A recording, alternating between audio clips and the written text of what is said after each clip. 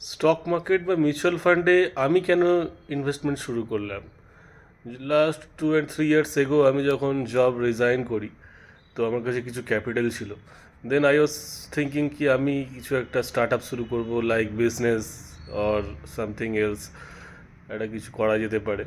তো আমি তখন চিন্তা ভাবনা করছি কি করা যায়। দেন আমি ডিসাইড করলাম আমি একটা প্ল্যান্ট বানাবো যেখানে আমি FMCG goods like soap, detergent powder, hand wash, sanitizer and detergent and toilet cleaner everything जो हाउस होल्ड गुड्स होता है ना, ये सब এগুলো আমরা বানানো শুরু করব। দেন আমি প্ল্যানিং শুরু করলাম কী করা যায়, ইনভেস্টমেন্ট কত লাগবে, কতটা টাইম দিতে হবে, কতগুলো লোক লাগবে, জায়গা আমি কিনলাম, সব কিছু রেডি করে একটা মোটামুটি জায়গায় এলাম। দেন আমি এমনি স্টক মার্কেট বা ইকুইটি সম্বন্ধে তো পড়াশোনা আগে থেকেই করতাম। তখন আমি ভাবতে শুরু করলাম আমি এত টাকা নিয়ে, এত রিস্ক নিয়ে, এত টেনশন নিয়ে বিজনেস করব, সো বেটার আমি যারা এইখানে এই এফএমসিজি মার্কেটে যারা মার্কেট লিডার এসব কোম্পানির স্টক ইনভেস্ট করি। স্টক মানে কি? স্টক মানে তুমি, স্টক বা শেয়ার বলতে আমরা কি বুঝি, তোমার ওই কোম্পানিতে সামান্য একটা পার্সেন্টেজ তুমি মালিকানা পেয়ে যাচ্ছ।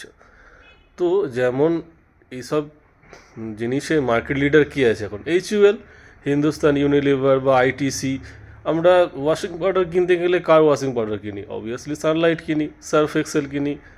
তো এইসব কোম্পানি যখন আমরা হ্যান্ড ওয়াশ কিনি, লাইফ বয় কিনি, সাবান লাইফ বয় কিনি, ডাভ কিনি, তো এইসব জিনিসে মার্কেট লিডার আমি দেখলাম এইচইউএল। তো হিন্দুস্তান ইউনিলিভারের শেয়ার যদি আমি কিনি, আমি নিজে নিজের মনকে বোঝালাম যে ভাই আমি হিন্দুস্তান ইউনিলিভারের শেয়ার কিনছি মানে আমি এই কোম্পানির একটা অংশীদার বা মালিক।